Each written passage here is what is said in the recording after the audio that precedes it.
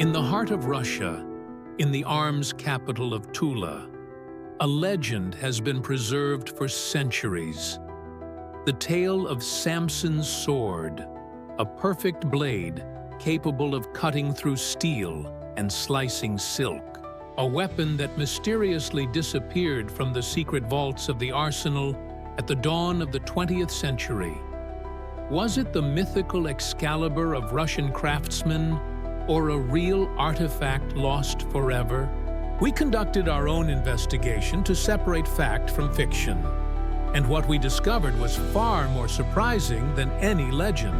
Be sure to subscribe to the channel so you don't miss any new historical mysteries. And like this video, it's the best way to support us.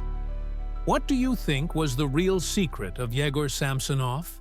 Was it lost technology, unique materials, or simply the master's genius intuition that cannot be replicated? Write your version in the comments. Let's discuss. Every corner of our planet has its own legends about magical swords endowed with incredible power. In Britain, it is King Arthur's Excalibur.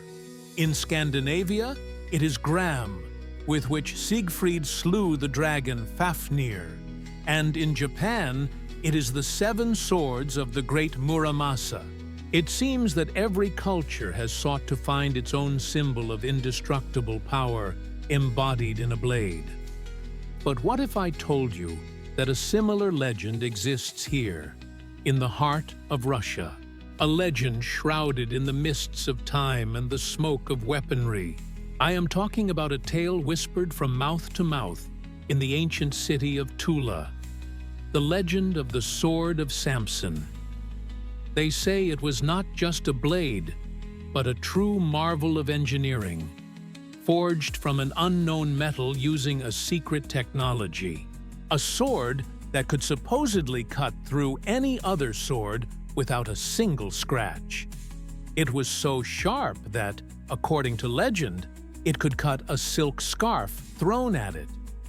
But the most important thing was its strength. Legend has it that Samson's sword was impossible to break. They tried to bend it, beat it against anvils, and chop stones with it, but the blade remained intact, as if mocking any test. This story is closely linked to one of the most sacred places for any Russian gunsmith, the Tula Arsenal.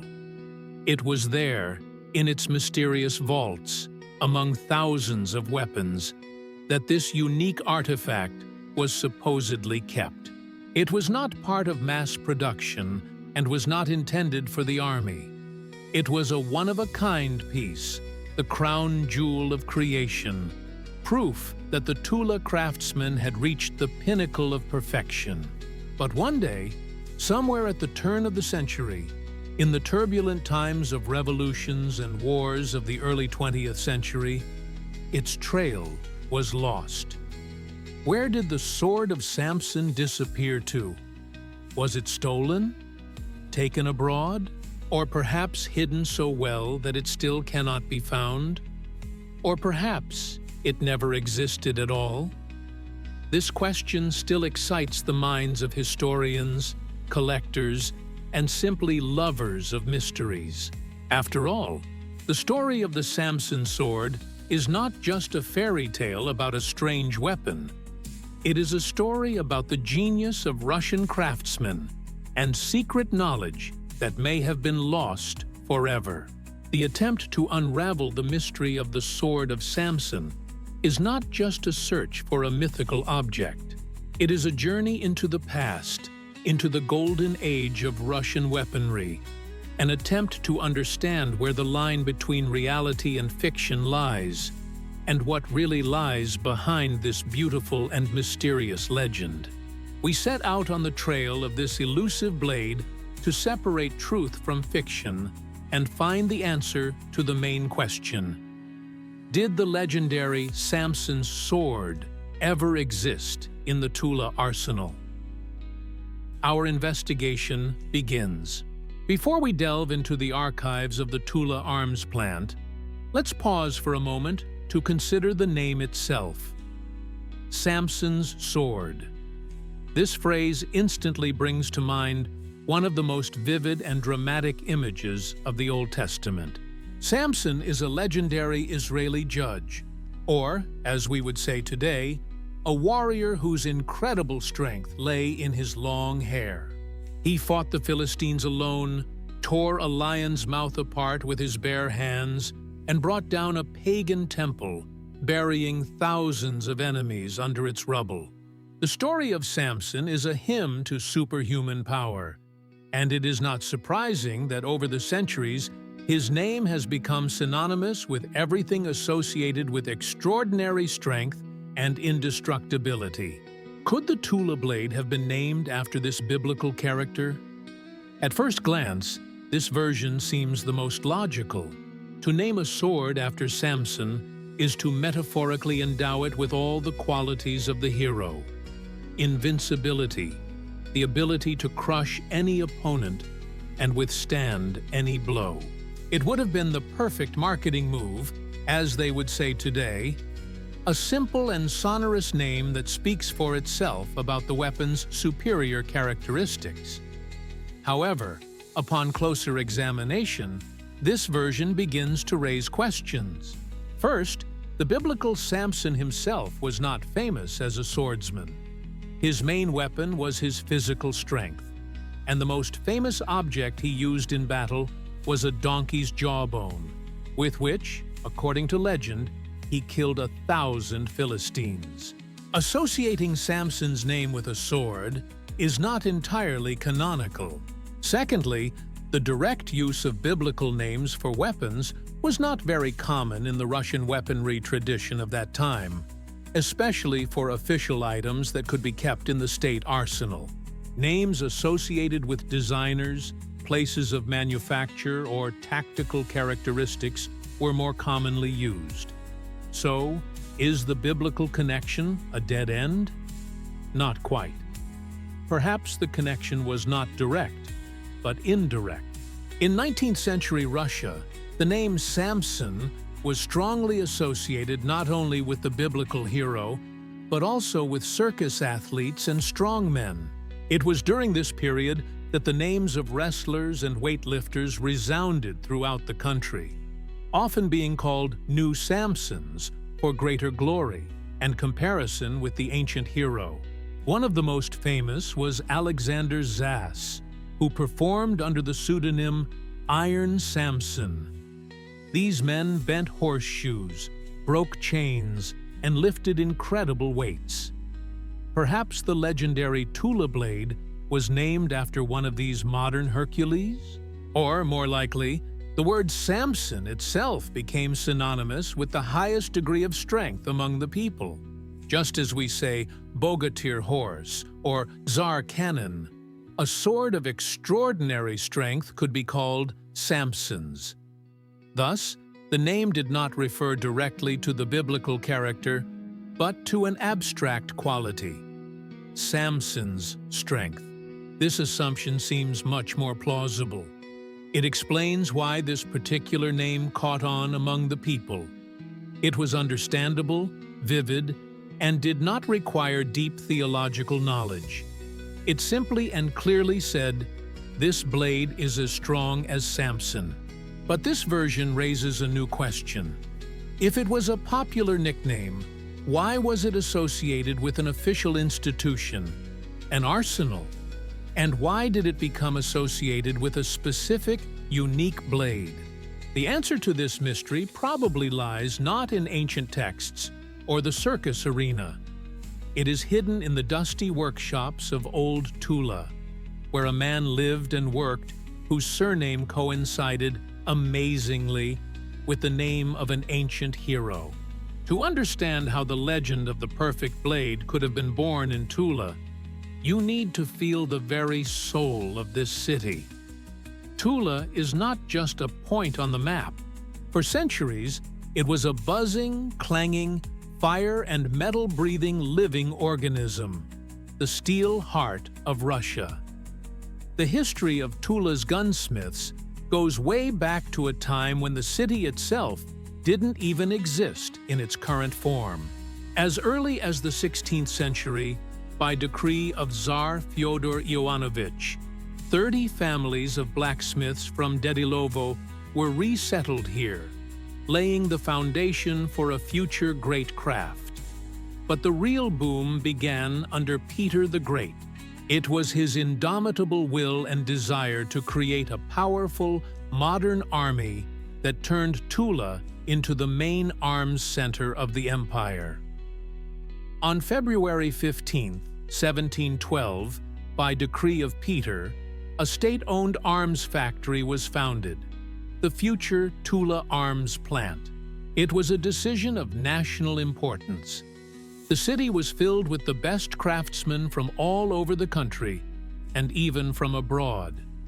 Dutch, Germans, and Swedes came here, bringing with them new technologies and secrets of metalworking. But very soon, foreign specialists discovered that the local Tula craftsmen were not only equal to them in skill, but in many ways surpassed them. The Tula gunsmith was a special type of person. From childhood, he grew up to the sound of hammers and the clang of metal. His toys were not wooden horses, but his father's files and scraps of steel. He absorbed the secrets of the craft with his mother's milk. Working with metal was not just a profession for him, but a calling, a meaning in life, and a source of great pride. The entire city lived in a single rhythm, subordinated to production.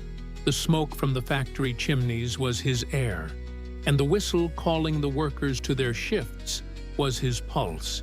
Everyone made weapons here, in the huge workshops of the state factory, in small private workshops, and even at home, in so-called light rooms. The fame of Tula weapons resounded throughout the world. Rifles, pistols, sabers, and swords made in Tula were valued for their reliability, accuracy, and elegance. Every blade, every lock retained the warmth of its creator's hands. This was not soulless assembly line production.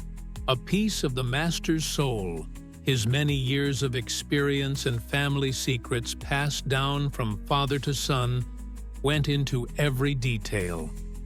In such an atmosphere of universal reverence for the art of weaponry, the birth of legends was inevitable. Masters competed with each other, trying to surpass their rivals in the quality and complexity of their products. Stories of their achievements were passed down by word of mouth, becoming embellished with incredible details. People told tales of guns that could shoot without missing at unimaginable distances, of pistols that could be hidden in a glove, and, of course, about blades of incredible sharpness and strength. The legend of the Sword of Samson fits perfectly into this cultural context.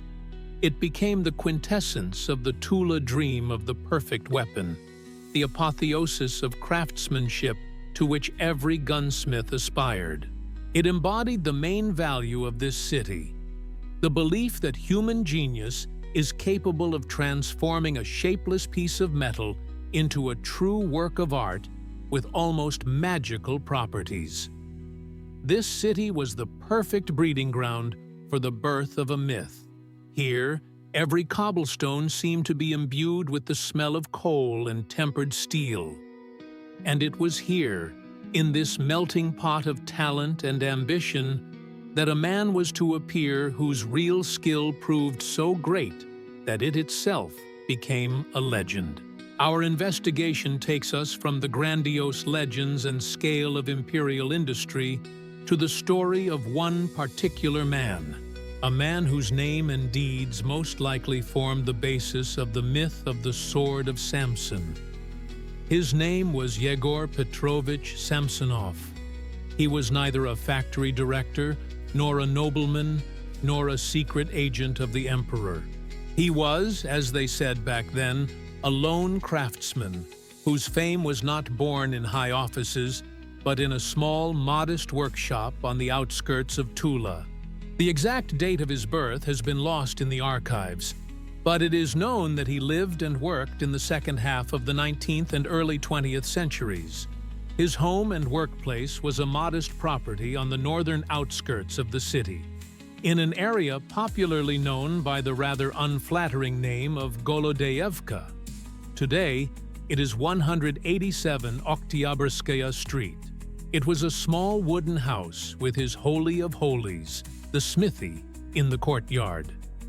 In front of the entrance, as they say, hung a simple but proud sign: Hardening of Hunting Knives. This says a lot. Yegor Samsonov did not try to embrace the immensity. He did not manufacture guns, sabers, or artillery pieces. He chose for himself a very narrow niche: cold hunting weapons. And in this field, he decided to achieve absolute perfection. Unlike the craftsmen who worked at large state-owned factories, Samsonov was not part of a huge production machine. He was a free artist. He was not dependent on plans, drawings, or government orders. He chose the materials himself, developed the technology himself, and was responsible for the final result. His only judges were his customers, experienced hunters who valued flawless reliability in weapons, not ceremonial splendor. He did not work alone. His faithful assistant, and in fact the co-author of his masterpieces, was his wife, Varvara Georgievna. Sometimes he hired apprentices, but apparently never revealed all his professional secrets to anyone. His workshop was not equipped with the most advanced equipment of the time. There were no steam hammers or complex machines. His main tools were his hands, his eyes, his many years of experience, and, as they say, a special intuitive feel for metal. He could determine the quality of steel by eye, understand the ideal moment for hardening by the color of the red-hot workpiece, and find the slightest internal defect by the sound of the blow. He was not just a craftsman, he was a creator, almost an alchemist, who entered into a kind of dialogue with the metal, forcing it to reveal its best properties. Samsonov did not chase quantity. Each of his knives and daggers was a unique piece, into which an incredible amount of labor and time was invested. He was not rich, and did not seek fame in the modern sense of the word. His main ambition was to create the perfect blade, and it was this obsession with quality, this pursuit of an unattainable ideal, that made his name famous far beyond the borders of Tula's Golodyevka district. He was the living embodiment of Tula's weapon-making genius, a self-taught craftsman who, in his tiny forge, was able to achieve what entire factory laboratories could not always achieve. And that is why his story is so important to our investigation. The legend of the Sword of Samson could not have been born out of thin air. It needed a real hero, a real master whose work was so good that it seemed magical. And that man was Yegor Petrovich Samsonov.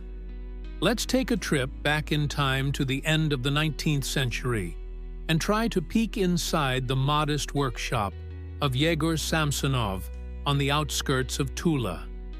What would we see there? Don't expect perfect order and shiny tools. Most likely, it was a small, smoky room where everything was subordinated to one purpose: work. In the center was a forge, the heart of any smithy, constantly glowing with heat. Next to it was an anvil that had seen thousands of blows in its lifetime. Along the walls were boxes of charcoal, containers of water and oil for tempering, and racks with blanks and finished products. The air was thick, saturated with the smells of red-hot metal, charcoal, tempering oils, and sweat. It was a world where there was no room for fuss. Each stage of creating a Samson knife was a carefully calibrated ritual. It all began with the selection of materials. Legend has it that Samson used a special spring steel for his blades. Perhaps he found old springs from carriages or wagons that had already been tested by time and vibration, and gave this metal a second life. He intuitively understood that such steel had a unique combination of elasticity and hardness, ideal for a blade that had to withstand enormous loads. Then came the most important process: forging. Samsonov did not simply shape a piece of metal into a knife. He forged it dozens, maybe even hundreds of times, compacting the structure of the steel, stretching its fibers, and shaping the future blade. He worked in tandem with his wife Varvara, who wielded the hammer, or with an apprentice. It was hard physical work that required not only strength, but also absolute mutual understanding. They had to feel the rhythm and work as a single mechanism. After forging, it was time for metalworking. Using files and chisels, Samsonov perfected the geometry of the blade, carving out grooves that not only reduced weight, but also added rigidity. But the culmination of the entire process was the hardening.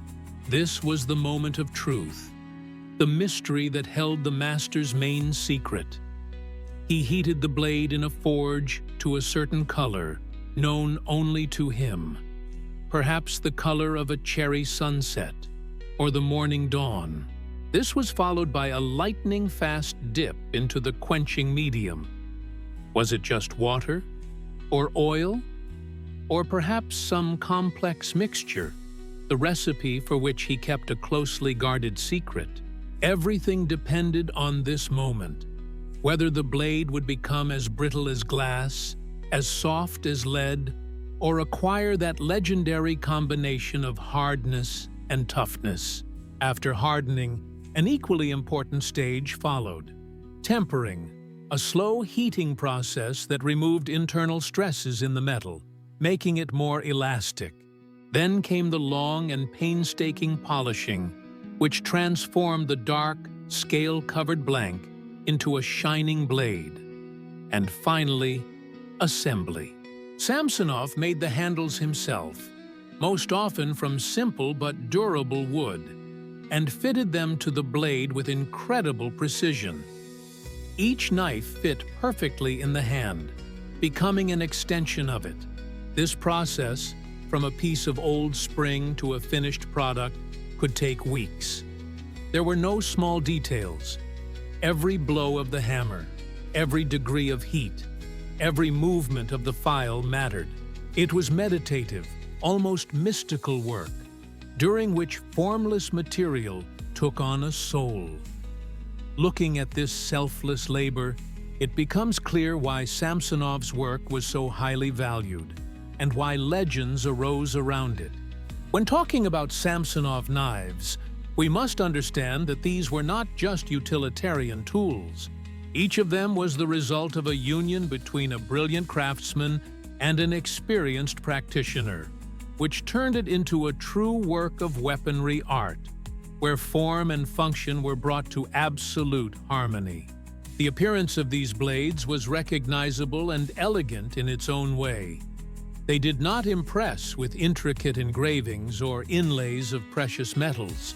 Their beauty lay elsewhere, in the purity of their lines, their ideal proportions, and their sense of hidden power. In many ways, this unique design was the result of collaboration. Vasily Apollonovich Andreevsky, a well-known hunter, gamekeeper, and author of numerous articles and books on hunting, played a crucial role in creating the canonical appearance of the Samsonov knife. Andreevsky was not just a customer of Samsonov. He was his ideological inspiration. As an experienced hunter, he knew exactly what the ideal knife for hunting game, especially bears, should be like. He understood that in a critical situation, one-on-one with an animal, your life depends on the reliability of the blade. It was Andreevsky who, apparently, suggested to Samsonov the famous blade shape, often referred to as shchuchka, pike. It was a blade with a smooth slope from the butt to the tip, which provided excellent piercing properties necessary for delivering a precise and deep blow. At the same time, the knife was wide and heavy enough to be used effectively for both chopping blows and cutting up carcasses. The knife was made entirely of metal. This means that the blade and the tang, to which the handle was attached, formed a single piece. This design ensured maximum strength. It was virtually impossible to break the knife at the point where the blade and handle joined. Samsonov usually made the handles from simple but durable wood, such as walnut, and attached them with rivets. They were simple, unadorned, but fit perfectly in the hand, providing a reliable and comfortable grip even when wet or frozen. But, of course, the main legend was the steel. We have already mentioned the versions about spring steel, but the phenomenal strength of the blades gave rise to the most incredible rumors. It was said that Samsonov added some secret ingredients to the metal, perhaps even platinum, or used forgotten recipes from ancient master blade makers. Although modern analyses show that it was high-quality carbon steel, the secret probably lay not so much in the composition as in the unique heat treatment process. His blades possessed an incredible combination of properties. They were very hard, around 58 to 60 on the Rockwell scale, which allowed them to stay sharp for a long time. But at the same time, they were not brittle. There is evidence that Samsonov's knife could be bent into an arc of almost 90 degrees, and after the load was removed, it returned to a perfectly straight state like a spring. It was this property that made it legendary. A knife that does not dull, bend, or break is the dream of every hunter and warrior. It was not just a weapon, it was a reliable friend that would never let you down. It was this combination of meticulous design, impeccable ergonomics, and the almost mystical properties of the material that transformed each of Yegor Samsonov's knives from a simple handicraft into a true masterpiece. The fame of the incredible blades that came from Yegor Samsonov's hammer could not remain the preserve of a small circle of Tula hunters for long. Like ripples on water, rumors about the master from the outskirts spread farther and farther, reaching the ears of those who could truly appreciate and, importantly, pay for such high art. The turning point in the career of the lone craftsman was his collaboration with the Imperial Society for Proper Hunting.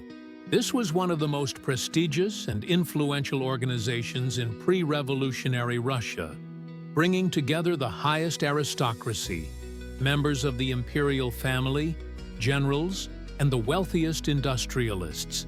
The members of this society were not just amateurs, but true experts and connoisseurs of hunting weapons and equipment. For them, hunting was not a trade, but a ritual, an art, and they demanded the very best for themselves. For any gunsmith, being accepted into the circle of suppliers to this society was the highest recognition of his talent, akin to receiving a seal of quality from the most discerning commission. And Yegor Samsonov achieved this. Most likely, his pass to high society was a recommendation from Vasily Andreevsky himself, who was an active member of the society. He showed the knives made by the Tula master to his distinguished hunter friends, and they were impressed by their quality. Orders poured in. Now the modest craftsman from Golodeevka had Grand Dukes and the most famous names in the empire as his customers. It is known for certain that one of Samsonov's most high-ranking customers was Grand Duke Nikolai Nikolaevich the Younger. uncle of the last Russian emperor, Nicholas II. He was a passionate hunter and a renowned weapons expert. The fact that he ordered knives from Samsonov speaks volumes. For a Grand Duke who could afford any weapon from the world's best manufacturers, the choice fell on the product of a simple Tula craftsman. This was the most compelling proof that Samsonov's blades were superior to many European counterparts. This recognition allowed Samsonov not only to improve his financial situation, but also to obtain official status. He became the official supplier to the Imperial Hunting Society, which gave him the right to put the appropriate mark on his products.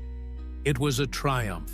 A self-taught master working in a tiny smithy on the outskirts of Tula, without any advertising or patronage, achieved the pinnacle of professional recognition solely through his talent and hard work. He became a legend in his own lifetime. His name was mentioned in the same breath as the best gunsmiths in Europe. Now his knives were not just tools, but status symbols, items that were prestigious to own. They were given as gifts, shown off, and collected. Each blade was worth its weight in gold, and the waiting list for orders stretched for months, even years. But, judging by all accounts, fame did not go to his head. He continued to live in his modest home, personally supervising every stage of production and still placing quality above all else. He understood that his reputation was his greatest asset and that he had no room for error. He had come a long way from being a nameless craftsman to a supplier to the imperial court. But along with his fame grew the mystery surrounding his craftsmanship. The more famous Samsonov became, the more people tried to unravel his secret. We have come to the heart of the legend, to the central mystery that still haunts both historians and modern blacksmiths. What was the secret of Yegor Samsonov? Why did his blades possess properties that seemed almost supernatural to many? And was his technology really lost forever? The most popular and romantic version says that Samsonov possessed the secret of making bulat, or Damascus steel. These ancient types of steel, known for their characteristic patterned surface and unique combination of hardness and toughness, were shrouded in myth. The secrets of their production were kept strictly confidential for centuries, and by the time of Samsonov were considered largely lost in Europe. Could a self-taught master from Tula have revived this ancient technology in his modest smithy? This version is very tempting. It would explain both the incredible strength of the blades and the mystery that Samsonov surrounded his work with. However, most serious researchers and metallurgists today agree that Samsonov did not use classic bulat. Metallographic analysis of the surviving knives shows that their structure is that of high-quality alloyed or plain carbon steel that has undergone very specific heat treatment, rather than welded Damascus or cast Damascus. His blades do not have the characteristic pattern that is the hallmark of Damascus steel. So maybe the secret was in some special steel composition? Rumors circulated that he used English spring steel of the Sheffield brand, which was famous for its quality. Or, as we have already mentioned, he remelted old springs. Another legend claims that he added some rare alloying elements to the steel, such as tungsten or vanadium, which were only just beginning to be used in metallurgy at that time. But this version has not been confirmed either.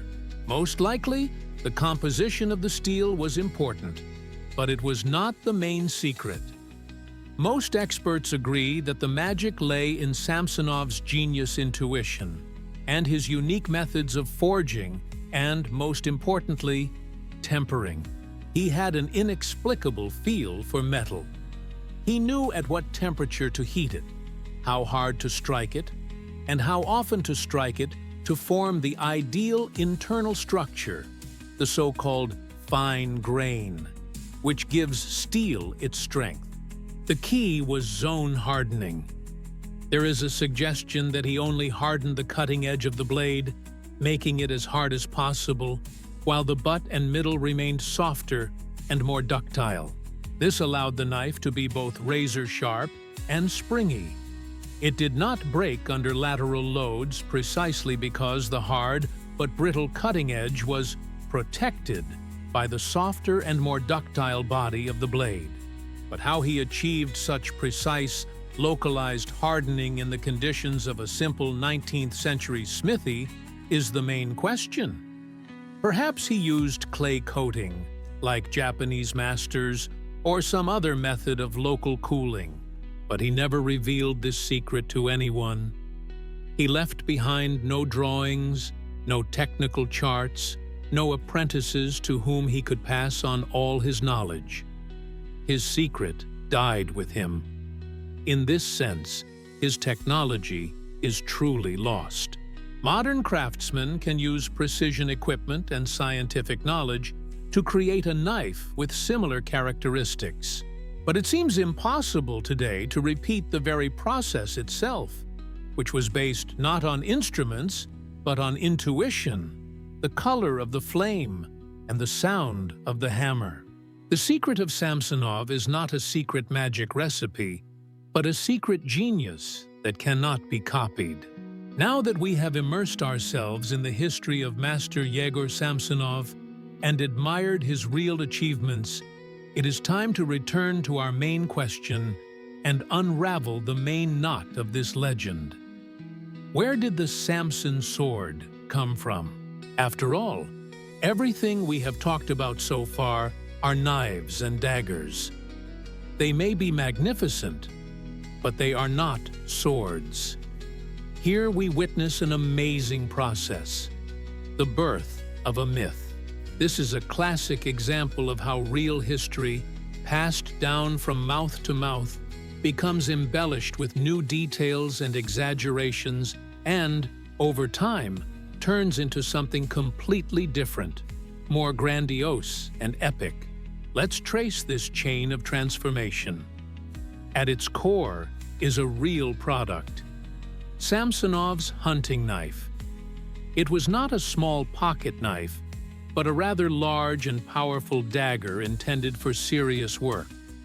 Hunting bears, boars, and moose. It could reach 30 and sometimes even 40 centimeters in length, including the handle. This is quite impressive for a knife. In the hand, it felt like a real, serious weapon. The next step was its incredible, almost mythical properties. We have already mentioned its ability to withstand a 90-degree bend, its sharpness, and its phenomenal strength. Among the people, these real, albeit outstanding characteristics began to multiply.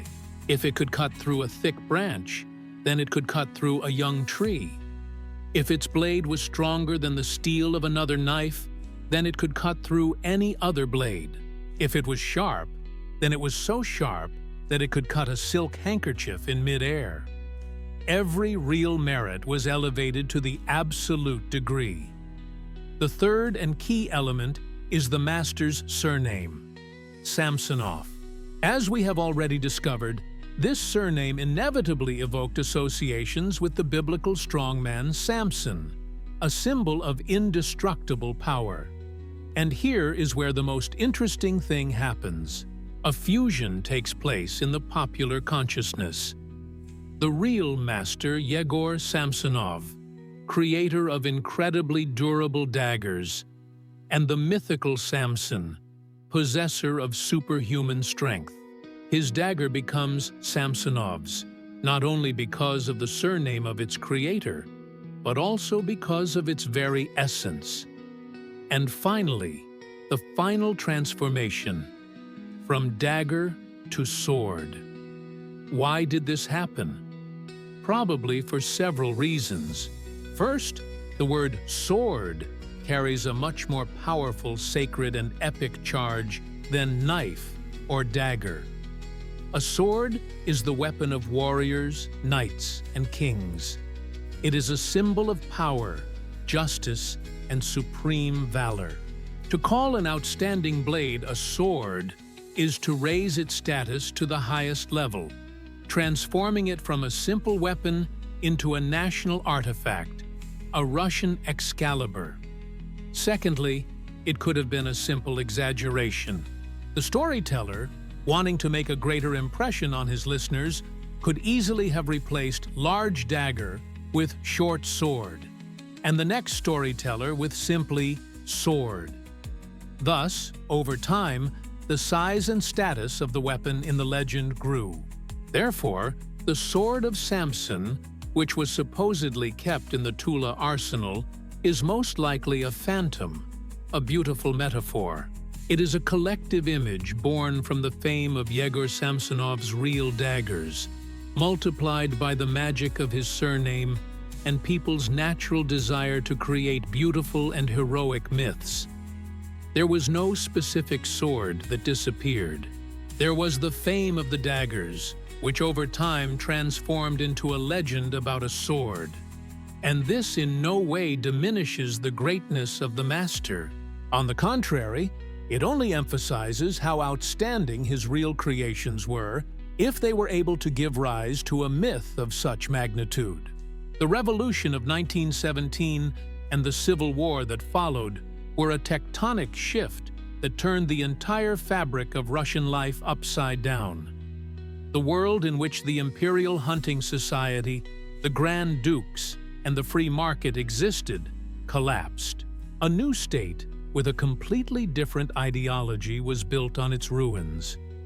What place could there be in this new world for a lone craftsman whose main assets were his unique talent and a big name earned during the Tsarist era?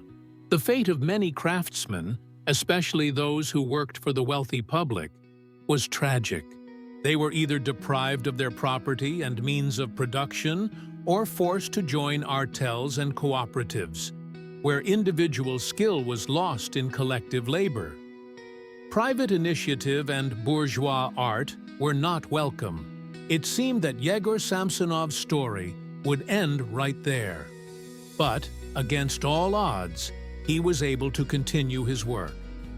This is an amazing fact that speaks not only to his resilience, but also to the pragmatism of the new local authorities. Despite all their ideological intransigence, the Bolsheviks were in dire need of specialists. The arms industry had always been a strategically important sector, and even in the chaos of those years, they understood the value of unique craftsmen. Samsonov did not produce mass-produced army weapons, but his knowledge of metalworking was invaluable. Judging by the surviving documents, Yegor Petrovich managed to adapt to the new realities. He did not become an enemy of the regime and did not stop working. On the contrary, he received official permission from the Soviet authorities to continue his activities. Patents for the production of hunting knives and daggers, issued to him in the 1920s, have been preserved. In 1925, he received a craftsman's certificate from the Tula Provincial Hunters Union. This meant that his craft was recognized as useful and necessary even in the new socialist society. Of course, his clientele changed dramatically. The aristocrats and Grand Dukes disappeared. They were replaced by the new masters of life: Red Army commanders, party workers, GPU employees, as well as ordinary hunters and trappers, for whom a reliable knife was not a luxury item, but a vital tool. Production volumes may have declined, but the quality remained consistently high. He continued to work in his old smithy, using the same methods as before. He lived to a ripe old age, remaining true to his calling until the end. Yegor Petrovich Samsonov died, according to various sources, in the late 1920s or early 1930s, presumably in 1930. His death coincided with the beginning of the era of collectivization and industrialization, when the last lone craftsmen were finally dekulakized and driven into collective farms and state-owned enterprises. Perhaps he left at the right time, not living to see the final destruction of the world of private craftsmen, of which he was the brightest representative. With his passing, an era came to an end. He left no direct heirs to his craft, and his secrets, as we have already mentioned, remain unsolved. His workshop was abandoned, his forge grew cold, and the sound of hammering on the outskirts of Tula fell silent forever. So, we have established that the sword of Samson is most likely a myth that grew out of the fame of real daggers. But what happened to these daggers? Where did they disappear to? And why did the version arise that they disappeared from the Tula Arsenal? The answer to this question is both simple and complex. Yegor Samsonov's blades did not disappear anywhere because they were never part of the official mass collection of the Tula arms plant, or its arsenal in the sense that we understand it. Samsonov was a craftsman and private entrepreneur. He did not work for the state and did not supply his products to the army for centralized storage. Each of his knives was the result of a private order. He made them for specific individuals, hunters, aristocrats, collectors. After production, the knife became the property of the customer. Thus, Samsonov's blades were originally scattered throughout the country and even beyond its borders, remaining in private hands. They did not lie in neat rows on the shelves of a state repository.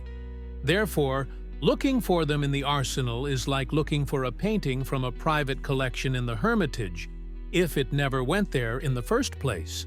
The legend of their disappearance from the arsenal probably arose from a confusion of concepts. Tula is an arsenal city. Samsonov is a great Tula master, so his best creation should have been kept in the main Tula repository. This is a logical but erroneous chain of reasoning. So where can you see the great master's authentic works today? They did not disappear without a trace. After the revolution, some of the knives were confiscated from their owners and ended up in state collections. Some were sold or lost. But a few examples have survived and are now the jewels of museum collections. To get a feel for this heritage, you need to go first to the master's homeland, Tula. Several magnificent examples of his work are on display at the Tula State Arms Museum. There, in modern display cases, you can see those very blades with your own eyes, compare their sizes, appreciate the purity of their lines, and try to unravel their magic. Several more knives are in the collection of the Tula Regional Museum of Local Lore. But the largest and most famous collection of Samsonov's work is outside Tula, in the heart of the capital. The State Historical Museum in Moscow has a unique collection of his blades, including those made for members of the Imperial Hunting Society. In addition to state museums, a certain number of Samsonov's knives are in private collections. These are the rarest and most sought-after items for any collector of cold weapons. Their value at auction can reach tens of thousands of dollars, and each time such a knife appears on the market, it becomes an event. Thus, there was no loss. It was the natural fate of unique works of art, which over time passed from private owners to museum halls and closed collections. Yegor Samsonov's legacy has not been lost. It is carefully preserved, studied, and exhibited for all to see. It just happened to be in a different place than where popular rumor had led people to look. The legend sought a mythical sword in an arsenal, while the real masterpieces quietly awaited their audience behind the glass of museum display cases. The legend of Samsonov's knives proved so enduring, and his skill so unsurpassed, that even today, almost a century after his death, there are enthusiasts who are trying to repeat his success. Modern blacksmiths and gunsmiths, armed with scientific knowledge of metallurgy, precision instruments, and advanced equipment, are entering into a kind of duel with the shadow of the great master, trying to recreate that very Samsonov blade. What drives them? It is not just a desire to cash in on a famous name. For many, it is a professional challenge, a kind of holy grail of blacksmithing. To replicate Samsonov means to prove that you have achieved the highest level of mastery. It is an attempt to unravel his mystery, not just by copying the shape, but by recreating the legendary properties of his blades. What difficulties do they face? The first and main problem is the lack of accurate data. As we have already mentioned, Samsonov left no records behind. Modern craftsmen have to work almost blindly, based on the analysis of a few surviving originals, fragmentary memories of contemporaries, and, to a large extent, their own guesses and experiments. They try to select the right brand of steel and experiment with forging and heat treatment methods. Some try to reproduce the zone hardening method using modern technology. Others focus on recreating the precise geometry of the blade, believing that this is the secret to its strength. It is a titanic task, requiring hundreds of hours of trial and error. Many famous Russian blacksmiths have devoted years to trying to get closer to the ideal. They create magnificent replicas and knives based on Samsonov's designs, which have excellent characteristics. Some of these modern blades may even surpass the originals in terms of the purity of the steel or the precision of the workmanship, thanks to modern technology. However, almost all of them honestly admit that it is practically impossible to reproduce the unique balance of properties, the very soul of Samsonov's knife. There is always some elusive element that cannot be analyzed or reproduced. It is that very genius intuition, that sixth sense for metal that the old Tula master possessed, and that cannot be programmed into a machine or measured with an instrument. Modern attempts at recreation are not just a tribute to the great gunsmith. They play an important role in preserving and developing the traditions of Russian knife-making. By studying Samsonov's work, craftsmen discover new techniques, gain a deeper understanding of the properties of metal, and raise the overall bar for quality. Thus, even if they fail in their attempt to make a perfect copy, they succeed in the main thing. They continue the development of the art of weaponry. The legend of Samsonov lives on not only in museums, but also in the roar of modern forges, the clang of hammers, and the relentless pursuit of perfection that inspires new generations of craftsmen. The secret remains unsolved, and perhaps that is what makes it so appealing. The popularity and incredible value of Yegor Samsonov's knives inevitably gave rise to a dark side of his legacy. A market for counterfeits. Demand for the legendary blades has always exceeded supply, and even during the master's lifetime, and even more so after his death, there were dishonest dealers and craftsmen who tried to cash in on his famous name. Today, when the price of a genuine Samsonov knife can be comparable to the cost of a car, distinguishing the original from a high-quality fake has become a task for true experts. However, there are key signs that, once known, can at least weed out the crudest imitations. The most important of these signs is the hallmark. The hallmark is the craftsman's signature, his personal mark of quality. Yegor Samsonov, like any self-respecting gunsmith, hallmarked his products. But he did not always do it the same way. Historians and collectors have identified several types of marks that he used at different periods of his career. The earliest and simplest mark is the surname Samsonov, stamped on the heel of the blade. Note the letter ur at the end, in accordance with pre-revolutionary spelling rules.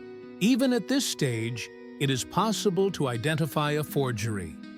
The incorrect font, uneven letters, or the absence of the letter era should immediately raise suspicion.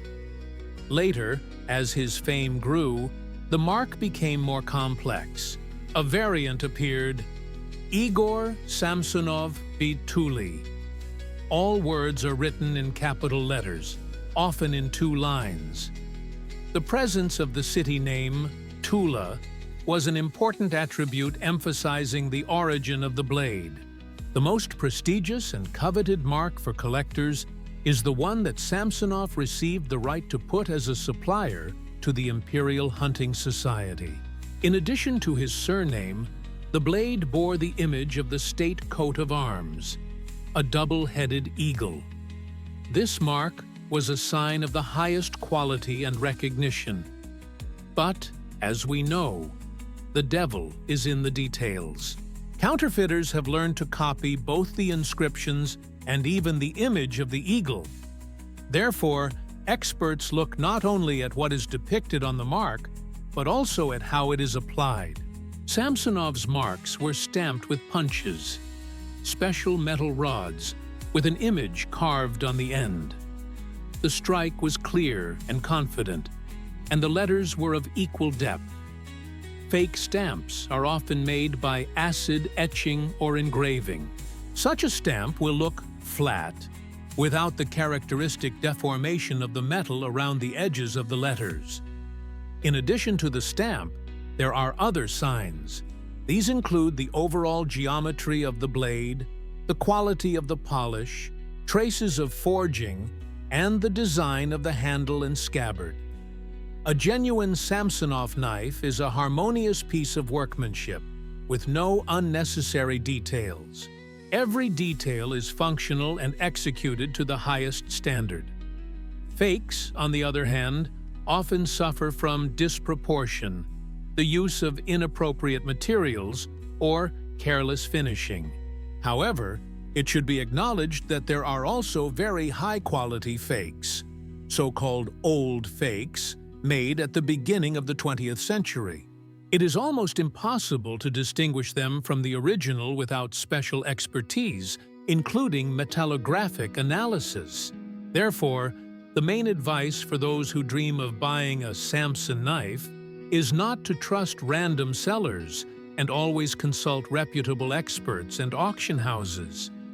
The pursuit of a legend can turn into great disappointment and financial loss. Our investigation is coming to its logical conclusion. We started with an intriguing legend about the missing Samson's sword, and ended up with the real story of the life and work of a great Russian master. Now we can confidently separate the truth from fiction and draw conclusions. So, the myth. The myth tells of the existence of a unique, indestructible sword, forged using a secret technology, which was kept in the Tula Arsenal and mysteriously disappeared. This sword was endowed with almost magical properties, could cut through any other blade, and was the pinnacle of Russian weaponry.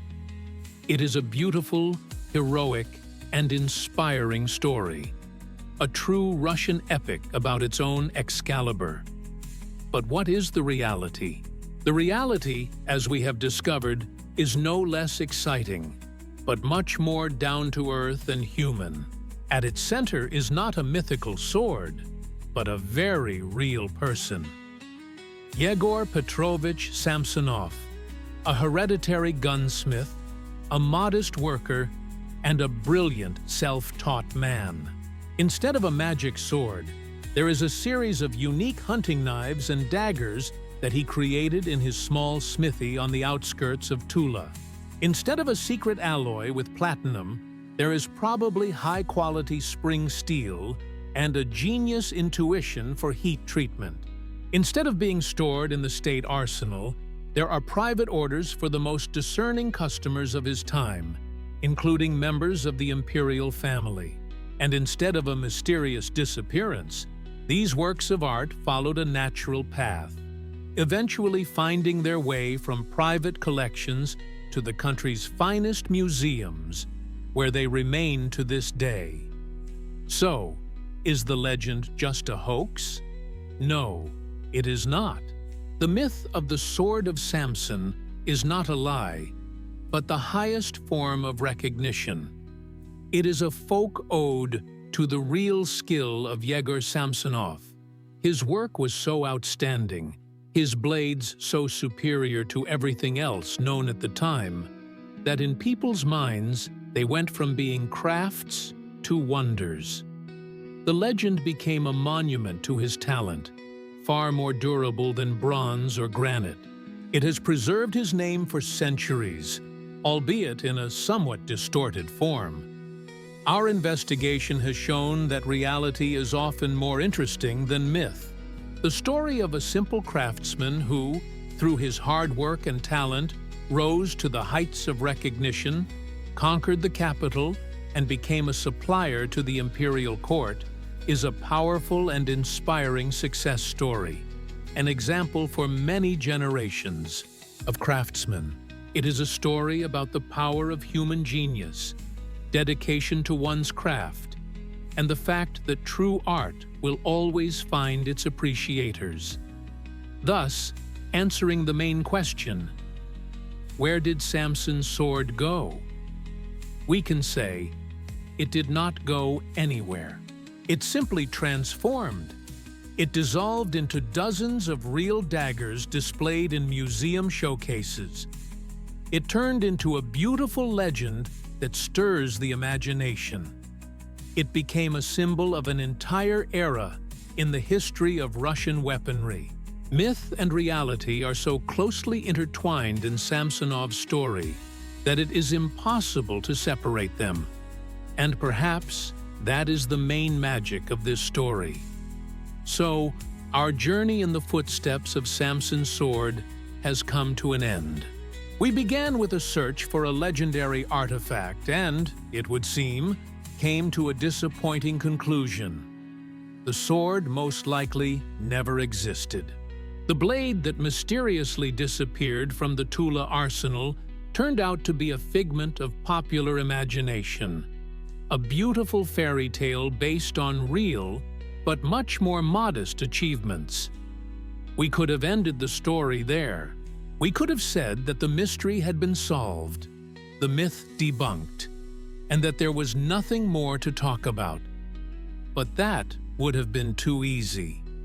Because, having solved one mystery, we came across another, much deeper and more important one. Yes, we did not find the mythical sword, but the search for it led us to the figure of Yegor Petrovich Samsonov, a brilliant craftsman whose real story turned out to be no less impressive than the legend of his creation. And the main mystery he left behind is not the question of where the non-existent blade is hidden. The main mystery is the lost secret of his craftsmanship. That is the mystery that has not disappeared and has not yet been solved. How could a man without modern scientific equipment achieve such incredible results in metalworking? Was it a unique composition of steel, a clever method of hardening, or something that defies rational explanation, intuition, talent, a special feel for the material? Modern technology allows us to create alloys with predetermined properties, control the temperature with precision down to a degree, and analyze the structure of metal at the microscopic level. But even with all this, we cannot repeat with 100% certainty what the Tula craftsman did in his small, smoke-filled smithy almost a century and a half ago. The mystery of the sword of Samson has become the mystery of Samsonov's genius. And this mystery lives on.